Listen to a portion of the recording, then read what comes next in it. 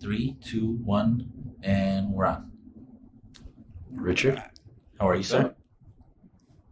Salud. Salud. Thank you for the drink. Thank you for these barralitos. Straight from Mexico? Straight from Mexico. That was our assistant. Went out to Mexico and brought us like 2 cases. Really? Yeah, I never had them before. They're pretty good. They're good, dude. They have these and they have little Corona ones. They have a bunch of little ones like this. Yeah. They look little grenades. Yeah, they're pretty good. Solid drink.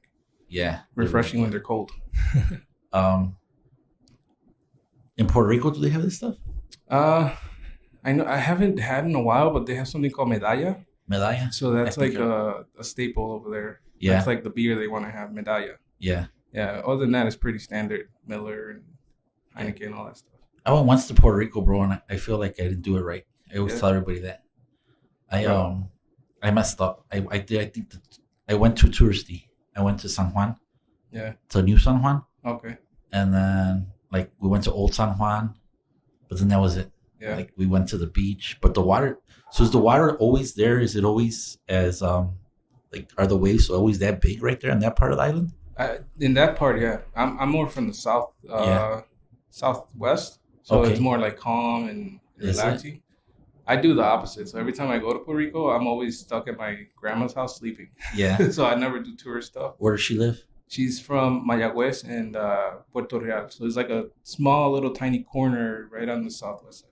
Yeah. It's unfortunately like less than an hour from where all the earthquakes are happening right now. Okay. But everybody's fine out there so far. So Speaking about the earthquakes, Yeah. is that isolated in one part of the? Is it the? Because like they say Puerto Rico, so I'm not sure. I'm not the only one. Like you think the whole island is shaking, but it's isolated to just certain parts of. yeah, so if you look at the map, there's like a big X that goes through a line. Okay. And it's a line of mountains that literally separates the island. Oh, okay. Like when Maria hit, that upper side or other side of the mountains were devastated. Yeah. And more towards the south side was kind of spared a little bit. Right. So it's the same thing now. The south is being hit with the earthquakes, but the north is sometimes feels it like when it's a 6.0 or a big one, they'll feel it, but it won't be as harsh as the south. Oh wow, that's interesting. Yeah. That one mountain line is kind of like interesting because like when you go there and you're going to the airport, like once you cross over, that's like a whole different side of the island. Is it? Is it? My mom sometimes says that people talk different over there. Really? So it's kind of it's weird, but Does she live by the beach or? my mom's here now, but she grew up in Lajas. So that is it's more like Plainfield from here. Oh yeah. Like it's just houses and living spaces, but Right. it's I would say like 30 minutes from the nearest beach. Oh, okay. Still close. They got something called La Parguera there. I don't know if you ever heard of it. No. So it's like back in the day when there was not so much pollution and stuff, it used to glow at nighttime. Oh So, wow. yeah, you go there and like you take a boat ride, and like the waves and everything will glow at nighttime. So They still have it, no? I think it's there, but people say that it's not as visible anymore. It's not as visible. Yeah, because all the pollution and stuff. Yeah, my niece, they took her for her 15th birthday. They took her to Mexico. They took her to Cancun, and I guess because of the water being warm, because of global warming, it was all seaweed. Like the beaches were all just full of seaweed, and the people were like, "Yeah, we need a hurricane to come in to just clean all this stuff out," because they would have like bulldozers, I guess, every day coming out to just clean off all this stuff. Yeah. But like, yeah, like we don't realize it, but yeah, the pollution does affect a lot of stuff out there. You don't like people say that it's a hoax, mix, whatever, but like they don't see like the effects that is happening around the world. They're not there for that. They don't know that their grandma used to swim in that beach and it was crystal clear. Yeah. Now we go to the beach and it's like seaweed and junk everywhere. So. One of my they're like family.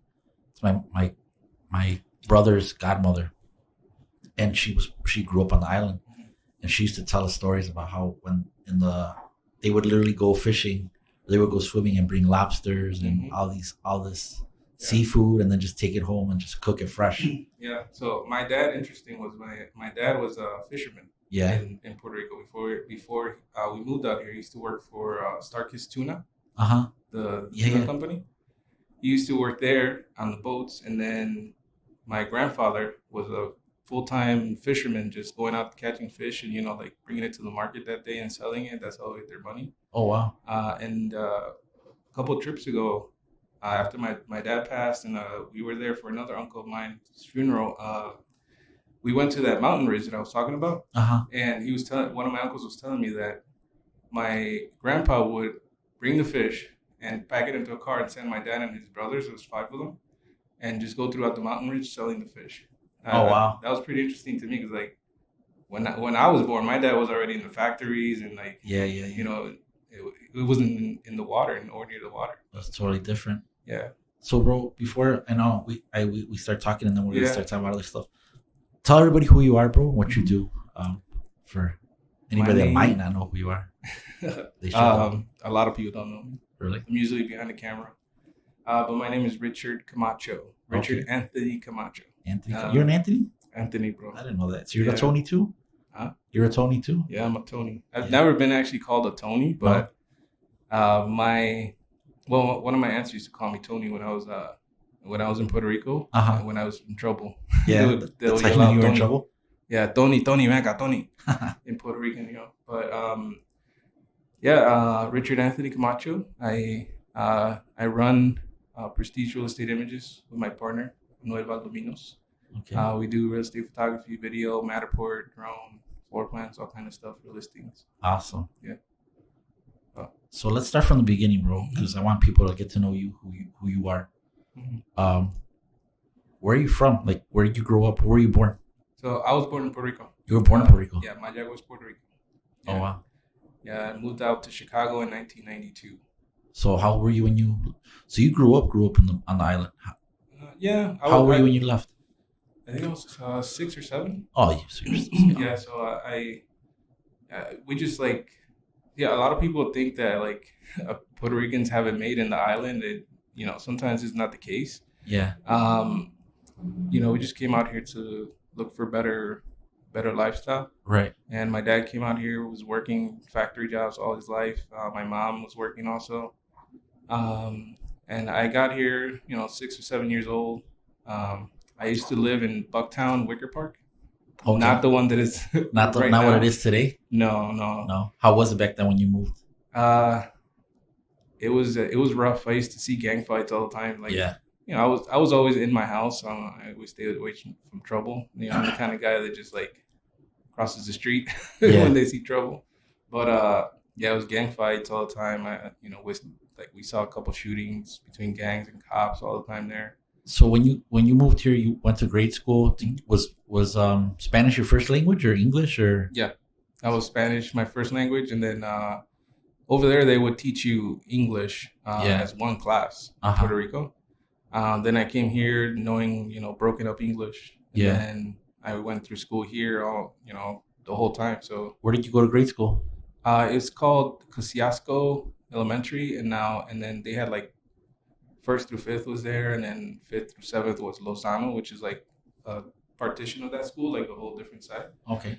But it was the same people, CPS. Yeah. It's still there, but I think it's a private school now. Oh, okay. Yeah, they converted it. Oh, yeah, now that whole neighborhood's changed.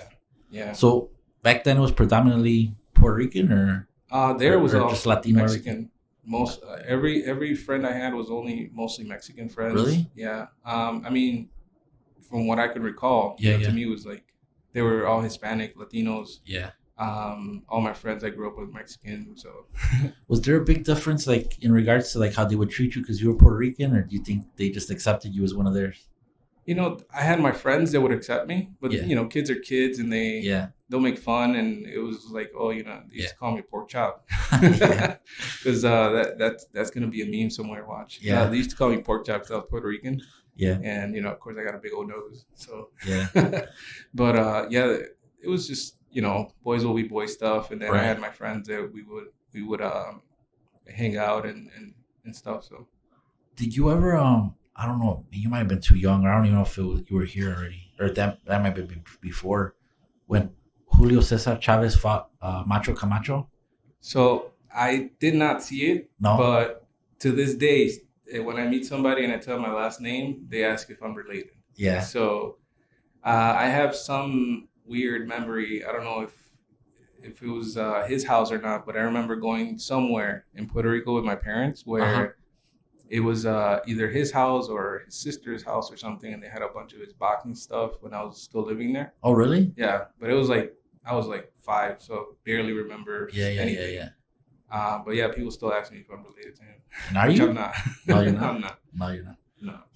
Yeah, he was a big deal back then, Yeah. dude. Yeah. Especially in Puerto Rico, I can imagine. Yep. Yep. Yeah. I think in some parts he Yeah. still is. It's just unfortunate the way things went down. But Right. Yeah. So all through grade school, how was that? How was that experience? Was it a big transfer? Was it a big transition for you? The weather or what you were too young to even remember? I'm too young to remember. I was too young to remember, but I remember when we would walk, like when it snowed, and you come here for the first time, and you see snow, like Yeah. it's like oh my God, snow, right? Yeah. I do remember there in on Ashland. Uh-huh. Now it's a Lowe's, but it used to be a Kmart, and they would have a Dunkin' Donuts, and they wouldn't have Dunkin' Donuts everywhere back in the day, like they have now. Yeah, yeah. So Dunkin' Donuts for us was an experience. Yeah, it was a big deal. I remember there was a blizzard that came, and they piled all the snow into that parking lot, and the fondest memory I have of living there was climbing those mountains of snow and sliding Yeah. like it was nothing. I remember wearing shorts at like 45-degree weather. Really? Yeah. To me, it was like nothing. I still like the cold better. But Yeah. you tell my family, hey, come visit me. Like, oh, está frío ya, yo voy para allá. Yeah, I have relatives that come in from Texas. I think they came in like in October, November, and it was just a windy day. It wasn't even cold. And they were like, oh, we can't be outside. Like they couldn't even breathe. And I was like, dude, this is not cold. Like you haven't experienced it yet. Yeah, I had one cousin of mine came with his dad, and it was like that. Like it was too cold for them. And I had my grandma one time over, my dad's mom, and she had little knee surgeries and stuff, little problems with her knees. And she used to live in New York. And when she came here, she's like, this is not the cold that wasn't cold in New York. This is colder. So yeah, I have a friend that lives in New York, and she says the same thing. She's like, New York isn't cold. Mm-hmm. She goes, maybe because of the water of the ocean right there, or whatever. But yeah, it's not cold, they say. It's not like here. Here, the cold it's from Chicago. It's that polar vortex. Yeah. Over here. Yep. So after grade school, bro, you went to junior high. Mm-hmm. Where was that at? Was it the same area? Yeah, Wells Community Academy. It's on Ashland and Augusta. Yeah, it's still there too, but it's more private now. Yeah, I know, right? Yeah. How did you do in school? Like your first years in school, were you a good student or an alright student? I sucked at school, bro. Yeah, like I stayed at school because my sister used to help me out with the homework and all that, and my dad was a Puerto Rican dad. It was like strict when it came with the rules. Like I needed to be at home by the time the lights came on, kind of dad. And so a lot of my friends were dropping out in gangs and all that stuff. And, a lot of people I went to school with ended up in gangs. And the reason I didn't was because my dad was so strict, and my mom and they would always want me in the house. So I didn't get mixed up into that, but like in my school area, there was a lot of that going on. So naturally, when I got to high school, I joined ROTC, and you were in ROTC? Yeah, like all 4 years, and I was like I think a lieutenant or something. I don't know what it was, somewhere high. Yeah. And my sergeants were all like giving me awards and stuff because I just like to stay away from the trouble. So what I would do is I would get to school like at 6 a.m. and then like go to rifle practice. Back then they would allow that in the school. So for people that don't know, I don't even know, is it still around? I think it is. Yeah, in some schools. Yeah. So explain to people what it is, what ROTC is. So ROTC, it's basically the military inside the school. So you go and they give you your uniform. They do like early morning PT routes, physical PT. It's like gym. Yeah. It was the alternative to gym. I just didn't want to wear the shorts. Yeah. So and then you go and you do march. You dress up like the army people. They do inspections. They do all kinds of stuff. I liked it. There was the military in the school, basically. Did you ever think about going to the military after school because of it? Yeah. So my junior year was when September 11th happened, 9/11. Oh wow. So that was like a bunch of my friends that were with me in ROTC. Like I think half of them enlisted after that. Yeah. And they became Marines and stuff. I wasn't able to join. I don't know. I think my physical conditions were not that great at the time, so I just stayed back. But to this day, it's something I always wanted to do. My uncle was in the military, and I think two of my uncles was in the military. So Yeah. I wanted to follow that step, but Yeah. Everything happens for a reason. yeah, it wasn't in the cards for me, I guess. Yeah. So, so did you go to college right away after high school? Or did you play any sports in high school or anything else, or just ROTC? I was in baseball. Baseball? For a couple of years in high school. Yeah.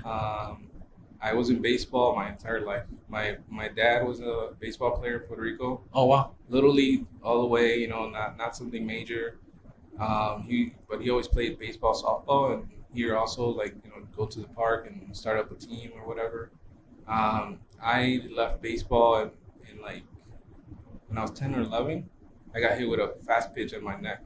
Oh. Right on the throat. So that kind of freaked me out. Yeah. Yeah. I remember that day too. Like I got hit in the throat. I went down on the batter's box, and my mom was rushing out screaming. And I remember the X-rays, all that stuff. I was fine. Oh shit. But then it took me a while to get back to it. Like I was kind of scared. I was still a kid. Yeah. But then when I was in high school, the security guard found out that I used to play baseball. So he's like, "Show me what you got." And I don't think baseball ever leaves you. Like, Yeah. it comes naturally, right? So he saw me. He's like, "You got to join." Like, I was right field, and sometimes I would play third base. Okay. So I think back in the day, I think I had an arm. I don't know, man, but they just liked the way I threw. But I sucked at batting though.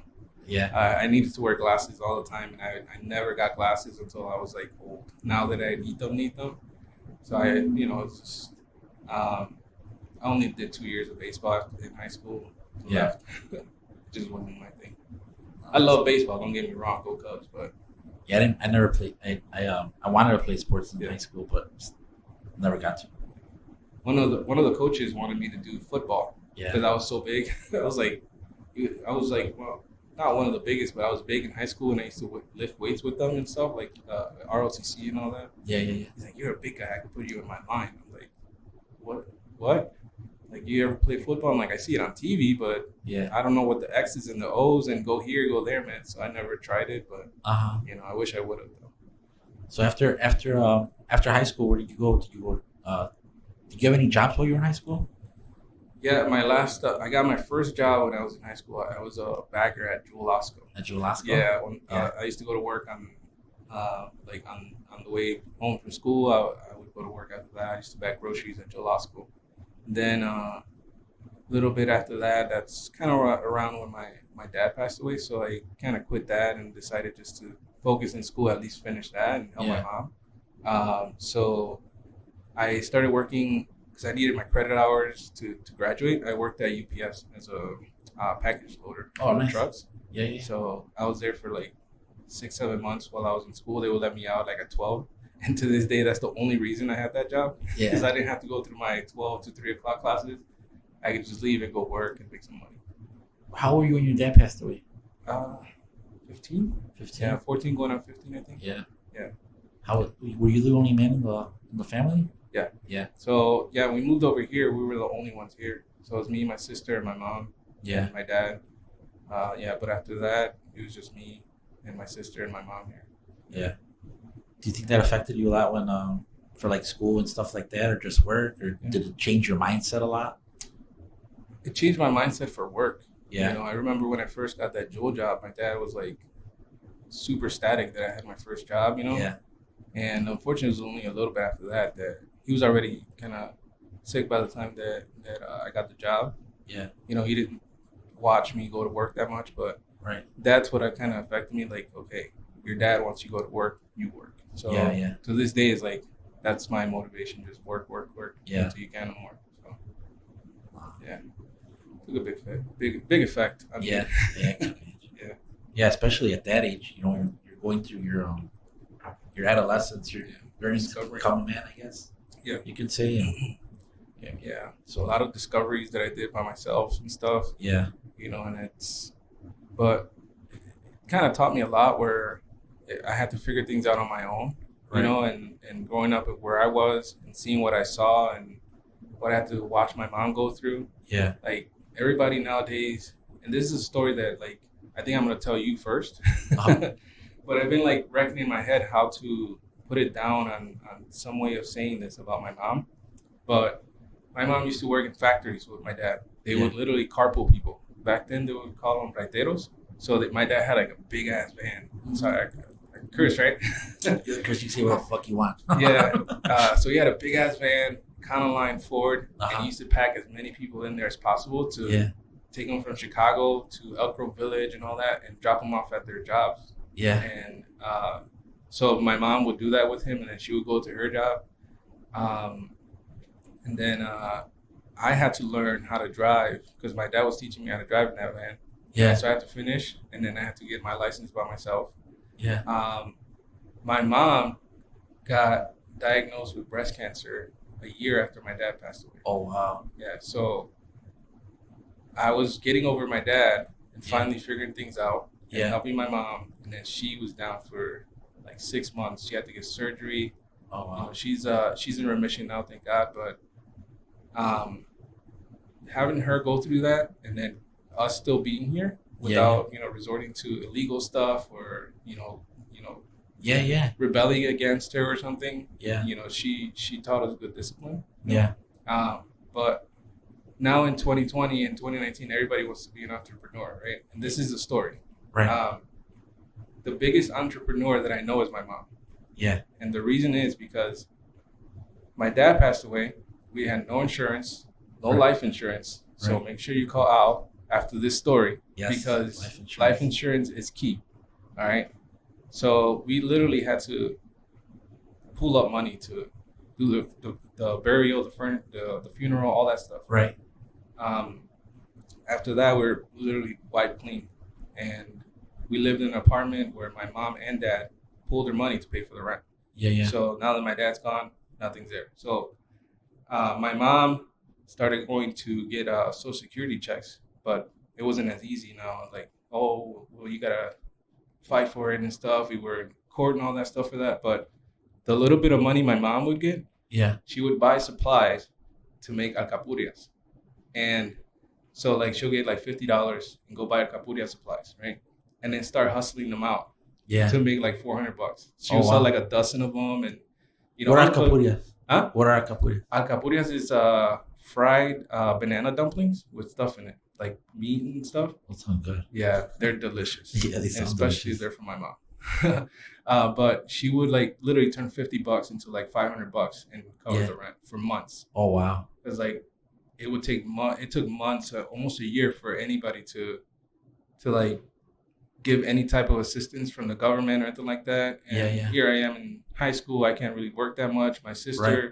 she's in high school and her grades were like awesome, so my mom didn't want her to work. Yeah. So she would literally just like hustle out acapurias and try to get as much money as possible. Yeah. So that's one of my motivations now. It's like if my mom can do that while still getting over the breast cancer Right. and going over the depression of losing her husband, Yeah. Yeah. Yeah. like I shouldn't be able to just lay in bed all day and Yeah. like hope to make money, Right. and that's kind of like what keeps me going right now. Yeah, dude, that's an awesome story. Yeah. They yeah, dude, because think about it, like they literally left where they lived, where they were comfortable, where they grew up, and they came here. Yeah. To to the Midwest. It's nice here, but it's a hard life. It's Yeah. not easy. Yeah. And then for her to go through all that, and she still hustled and she made it happen. Yep. That's awesome. And back in the '90s, it was work, Chicago Bulls, go to Yeah. sleep, work, Chicago Bulls. Yeah. That was it until, and then now it's like my mom has her ailments that she goes through. She's Yeah. she gets sick and stuff, and I wish I could do more, but I'm here hustling just so that way, learning from what her and my dad taught me Yeah. to get through life. So after your first job, after you had your job at Jewel, then UPS, what was your next job? Bro, I had like A ton of a jobs? ton of jobs Yeah. because I was trying to get through college. Mm-hmm. So where did you go to college? I went to International Academy of Design and Technology. It's like one of those get in here, we'll get you a diploma kind of. Yeah, I know exactly. Yeah. I did 6 months to almost a year until financial aid ran out. And they were like, hey, you got to pay this much now. And I was like, hey, but that's how much my rent is. Yeah. And I can't ask my mom to pay for that because she's barely scraping through. Yeah. So I ended up dropping out. And did you learn a lot while you were there? Or? I learned the basics. I learned what I went for video, photo, and graphic design. Was this your passion from before or just something you fell into? No, I fell into it. Yeah. Like the recruiter, I told her I want something in the computers. Like I want to do computers. What I meant was I want to program them and make software. What she understood was like I want to design. So yeah. I fell into it and I was like, it's pretty easy, you know. I like it, and I started doing it. The instructors were pretty cool, and you know, everybody it was nice. Yeah. And then when I dropped out was around the time that YouTube was starting to hit. And so everybody it's bugging me, my OCD or whatever it's called. So everybody was posting videos on YouTube on how to do stuff. Oh, really? Yeah. So I would literally like take my book from school that I had gotten. I already paid for it, right? Yeah. And I would just go on YouTube and how to design a flyer, how to change a font. I learned everything off of YouTube and videos on websites and stuff. So you're doing graphic arts at that time already? Graphic design and graphic arts, desktop publishing, all that good stuff. Yeah. Yeah. So where were we at? So you after all those other jobs, you went to college. Mm-hmm. Then did you start right away with? Did you get a job right away in that career, in that field, or in this field? I don't think I got a real job in that field until I was at Rock Realty Chicago. At Realty Chicago. I didn't get a full-time job in that field until then. It's tough. Like, you know, you go for an entry-level job and they want to see experience. I'm like, this is entry level. Where am I going to get the experience from? Yeah. And so it's tough. Like, but I would do I would work restaurants and all this other stuff, cleaning, doing dishes and all that. Yeah. And on the side, I would just like, hey, you know, I can take your pictures on the weekend. Right. Or I could do a video for you, or I could design this. Yeah. You know. So we got this camera over here, bro. How old is this camera? So this is your first camera? This one. That one? Let's put it over here so people can see it. So this camera. So what's the story behind this camera? This was my first video camera. So this was like $4,000 in 2004. Oh, wow. Which was a lot of money back then. You know, I was lucky enough to be able to buy it. And this camera was like my money maker for years, and it's beat up. It's all work, you know, it doesn't work anymore. But that was the one thing that I'm gonna keep forever, because that's like the starter of what I am now. Did you so will you film like weddings and quinceañeras and stuff like that? Yeah. I used to film friends, you know, never professionally like going out to do crazy stuff, but you know, like if a friend was having a quinceañera or a wedding, I would film it and, you know, get like $100, $200, whatever. To me, that was good money back then, you know. I don't know if I ever told you. So my dad used to, he used to film charreadas. I don't know. Do you know what charreada is? It's like a Mexican rodeo. It's a beat. Not technically like that, but it's like a Mexican rodeo. And they have them here in Joliet. Okay. So his buddy had a ranch, and they used to have charreadas. Mm-hmm. So my dad would like he was never a charro. Like he used to like riding horses and stuff like that, but he was never like into it like they were. Like they were hardcore.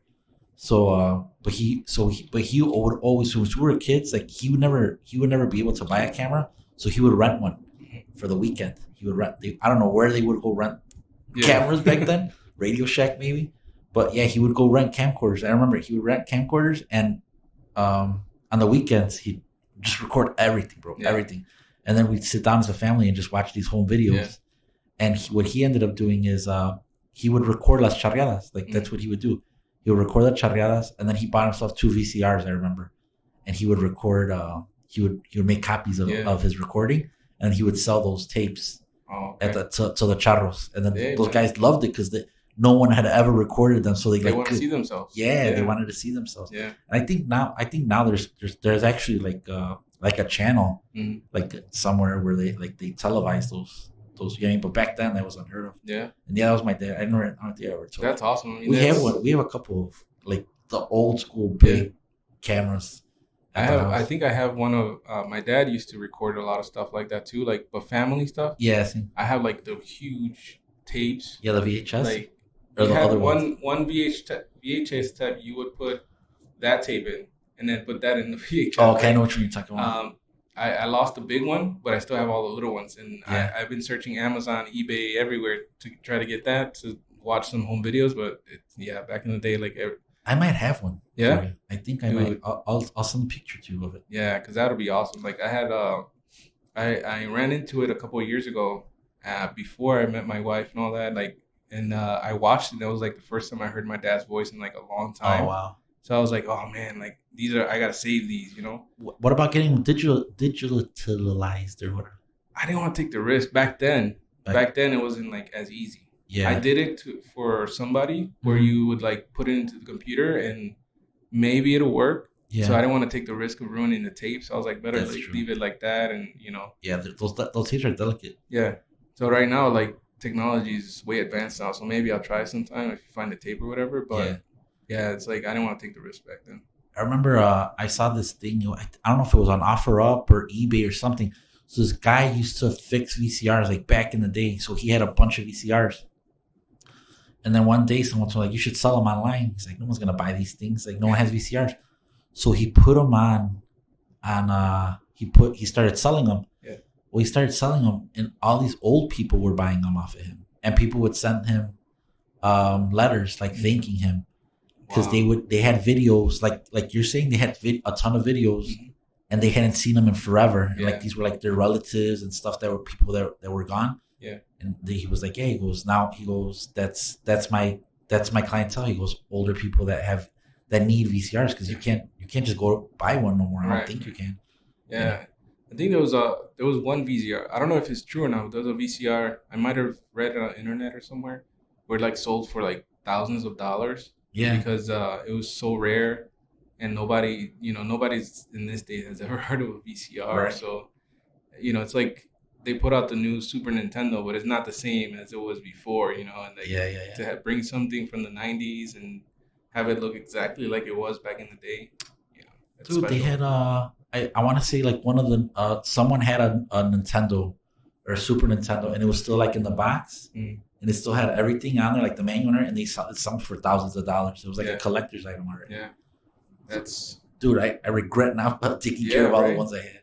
I had a Super Nintendo because that was like, 90 something. I had a Super Nintendo with like a few video games. Yeah. And that was like, those times were golden, where you just like, get home and just put that on and blow on it because it wasn't working and stuff. Yeah. And nowadays it's not the same as sitting on a computer or, popping in a CD or a disc or something. And, And what I don't get, bro, I mean, the graphics were straight little boxes, but you could sit there for hours and hours and just play. Bro, I can't even. My kids play Fortnite, and I can't even keep up. No, I can't either. Bro, it's not. I've tried one. I tried a couple of times with like Ray and James and all these guys play, and I'm like, yeah, bro, like this one isn't for me. No, man, I'm like, there's like 17 buttons to do one thing. Yeah, you gotta build walls and like, I feel like an old fart just sitting there, like, hey, wait, before they kill me, how do you do this? Like, what do you do? And like, I remember back in the day, I would just press left and jump, and it was the little cross, the AB, and that was it. We didn't have like 10 different buttons on the control. Now it's so difficult, but I play once in a while, just like on weekends, like on Sundays, like on my relaxed day, I'll pop in like a game that I have, and I have to go to YouTube sometimes to look stuff up. I'm like, how the hell do I do this?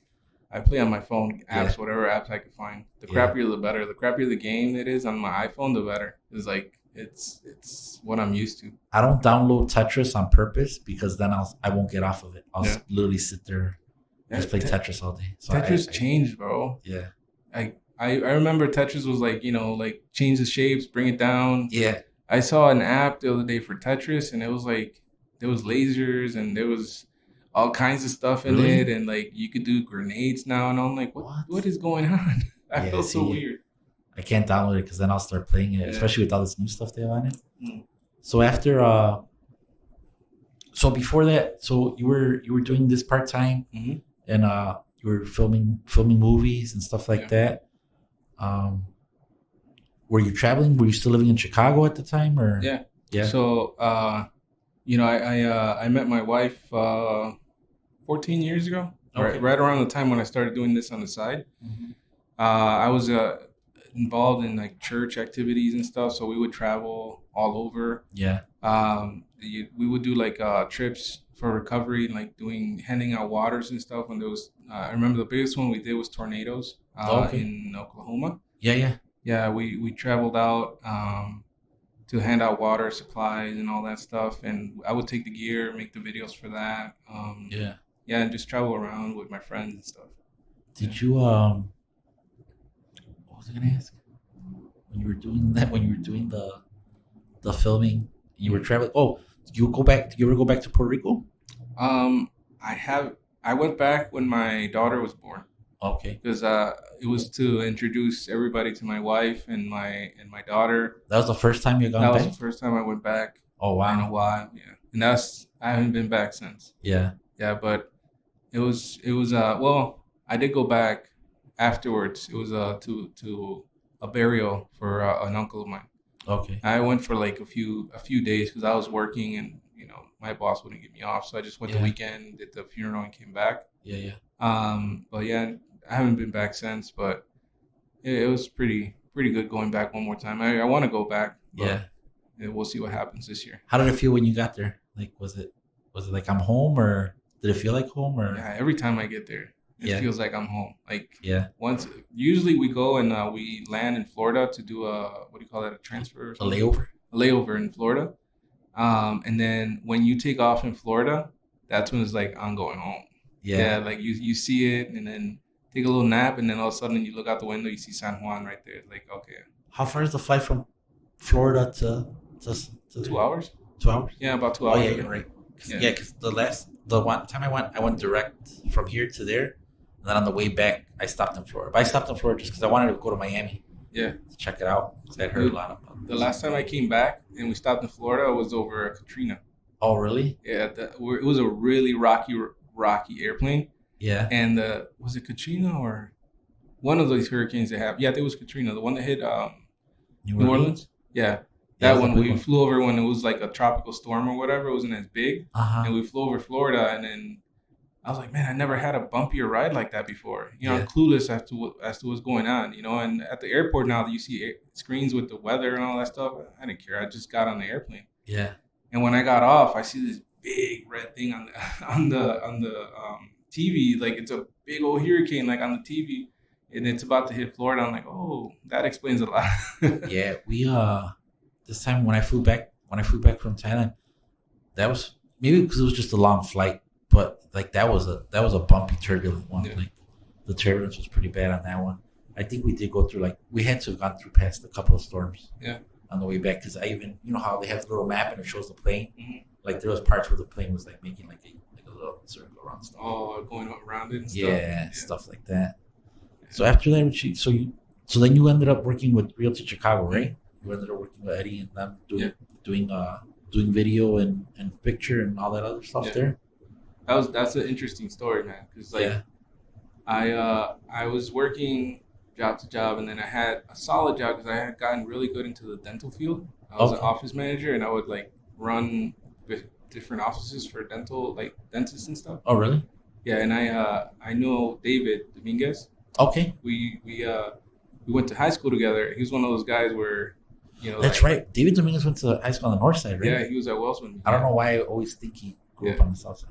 So I knew him, and then I was doing video, and I had the camera, and I had taken an interest of shooting structures. I would go downtown on the weekends and shoot buildings just for the art of it. Like I Yeah. wanted to make a little book. I Yeah, still yeah. have it somewhere in my computer. Still gotta And, make it, dude. I was shooting those things, and then I was like, man, this is really cool. So David was a realtor, and I would see it on Facebook that he's a realtor, and I'm like, man, maybe I could do something. I could shoot his houses. Or something. I didn't know real estate photography was a thing. Yeah, yeah, yeah. So I reached out to David, and I had met other people who now I know what they do, like what a realtor was, right? So Right. oh, "Oh, okay, you sell houses too?" I reached out to a bunch of people, including David and Eddie. Yeah. I made the connection, Eddie, David. Yeah. And Eddie reached back and David reached back. Yeah. So David was like, "Let me see samples, bro." Eddie was like, "Hey, I have a award that I'm getting." He was getting the managing broker of the year, and he's like, "If you can do a video in like a few days, let me see what you got." And I was like, "Oh, okay," And I went, did the video. Like we got back, and we were getting off the Uber. He's like, "Come back to my office tomorrow." And I'm like, "Oh, shit, I gotta work tomorrow." Like, what I'm gonna do? So I had to weigh the options. Like, I said, "What do I do?" So I just went to the interview with Eddie, and it was Eddie, Jeanette Cos, Martin. I think it was one more person. I'm not sure, but all three were like grilling me. Yeah. So what do you do? And Martin does photos too. It's like he knows cameras. Really? Yeah. I didn't know that. I didn't know that either. So he's asking me like, "So what camera do you have? What lens do you have?" And Eddie would ask me a question, and I would answer. He'd look over at Martin, and Martin would be like, and then he's like, "All right, come back tomorrow." I'm like, "Oh shit, another day that I had to take off of work." Yeah. So I went, and the next day I went back to that office, to the Cermak office, the old one. Yeah. And Eddie was like, "Look, this is the deal." And he gave me the numbers. He gave me everything. He's like, "But you got to quit your job today." I was like, "Oh shit! Like, what do I do?" So I talked it over with my wife and stuff, and I quit my job, and I was at Rock the very next day. So I did photos, video, you name it. Yeah. For Rock for like 4 years. 4 years. Yeah. Did you learn a lot like during that time, like trial and error? Or? Dude, I learned a lot is an understatement. Yeah. You know why? Because I didn't know what I was doing. When I first started. I took it as oh my God, a full-time job in my field finally. Yeah. So what I did was the same thing that I did when I left college. YouTube the shit out of everything. Yeah. Right? So I would shoot a house, and Eddie would be like, "Oh, this is good, but the windows usually look different on other photos." I'm like, "Oh shit, all right, let me go back to YouTube. How do you get the windows to look clear on the photos?" Yeah. Like, what kind of lens? I would study, I would stay up, and my wife would be like 2 a.m. and I'm on the phone studying how to do real estate photos. And Yeah. making playlists of how-tos and how to edit, how to make them look sharp, how to make them look straight, all this stuff. Yeah. And after that, it was just trial and error until I got really good at it. Do you think you've gone through that now? So do you think that you could go to school for a lot of things, right? Mm-hmm. But after you get out, do you think that you learn more? Are you always going to learn more on the job and doing it than what people are going to teach you? What do you think on that? What's your opinion? I think you go to school to learn common sense, right? So you go to school to know how to 2 plus 2, right? Yeah. And to learn the difference between things. But when you learn on the job, you know it's practical. So you go there and you know, okay, come in at 9 and this is what you're going to need to do the job. Yeah. They can't teach you that in school because every single job is different. You know, just for me, and in Prestige, I have 4 photographers, and each one of them has a different job description, and they all do different things. I have one that knows how to shoot really good high-end luxury properties, right? Right. But I can't send another one that's not trained for that to do the luxury properties, right? Yeah. But at the same time, they're all real estate photographers. Yeah. So what I'm saying is you can learn common sense in school and what you need to learn from school to help you in life, but you also need practical life training for the job that you're doing, which they go hand in hand. So stay in school, kids. So going back all the way to when all this stuff was happening with your mom and your dad passing away and all that stuff, was your mom still telling you hey, education is still important? You need to stick in there. You can't slack. Yeah, my mom to this day is my biggest fan. She'll comment on my Facebook stuff. She'll sometimes critique me on stuff, and she'll be like, "Hey, you can't do that. Take that off Facebook. What are you doing?" It was the same back then. She would tell me stay in school, get good grades, and this. And when I had to leave college, she knew why. She didn't get to go to high school, so she knew why I had to leave, and I wouldn't hold it against her that she couldn't pay for it. Never, I would do that. Yeah. But she understood why I had to leave. Right. But she did not want to see me not continue into something, not continue to become something. So that's why I was like, whenever I do something winning, like, dude, she's there. She'll comment on Facebook like "mi gordito, nene" and all this. I'm like, I'm hiding. Like, Mom, my clients are seeing this. Like I gotta hide this comment. But yeah, if you're a good fan of mine and I post something, yeah, and you're like one of the first ones there, you're probably gonna run into her comment saying something like, I'm gonna look out for them now. yeah, she'll be like "el gordito de mami" or something like that. I'm like, come on. She, to this day, she's still posting stuff on my wall like "mis hijos son," like those send 10 shares to people. Yeah. That's my mom. So, bro, a couple questions. Mm-hmm. When you were young, what did you want to be? What did you want to be when you grew up? Astronaut. Yeah. Yeah. I'm terrified of heights though, but I want to be an astronaut. I think you're so high up there that it doesn't even count anymore. You're not gonna be scared. Yeah. Looking at it now, I'm like, I would have been crazy to strap myself to a rocket and go to space. No way. How old were you till you figured out you were gonna be an astronaut? Or are you still holding on to the dream? If Mr. Musk himself comes and asks me like, hey, you want to go to space in my rocket? I'll be like, heck yeah, you got to give me like 4 Teslas. But I think in our lifetime, I think we'll see it. Yeah. Yeah, it's the technology's there. Yeah, you got money. NASA and SpaceX competing to go to the moon. Yeah. So it's gonna happen. If we did it in the 60s in 10 years, imagine what we could do now. So conspiracy theory time. Yeah. You're a film guy. You've seen the moon landing videos. Do you think they're real or fake? We went to the moon. Yeah. All right. We were in the moon. All right. Richie the videos. Don't. You know what? Don't count on the videos. No. Go deeper into science. Yeah. That do you think we went to the moon? I think we did. Yeah. The only thing is, what did we find that we haven't gone back? Yeah. That's. I think, conspiracy theories are formed because people don't like to dive into science and into facts. That's true. But and a lot of misinformation happens nowadays because of that. Yeah. I'm the kind of guy that I'll dive into something. If I see something on Facebook, it's not true until I click 10 links and they all tell me the same. To me, the moon thing is like don't rely on the video. Yeah. Of course they're gonna look fake. They were made in like cameras that are 100 years older than this guy right here, right? But if you go into science, you'll see that there's artifacts. There's people that dedicate their entire lives to studying what we found on the moon, and there's stuff you can see from here on the ground. You look up at the moon. There's stuff there that we put there. So that's the kind of thing that you got to look at. Yeah, trust the facts. Never thought of it that way. Yeah, you could see it. Yeah, you could still see it. Yeah. Well, we could talk about I think that stuff all day. Another question, bro. Mm-hmm. What would Richie today sitting right here give? What advice would you give young Richie bagging groceries and Jewel back in the day? Save your money. Save your money. Save your money and invest in real estate. Yeah. It's through the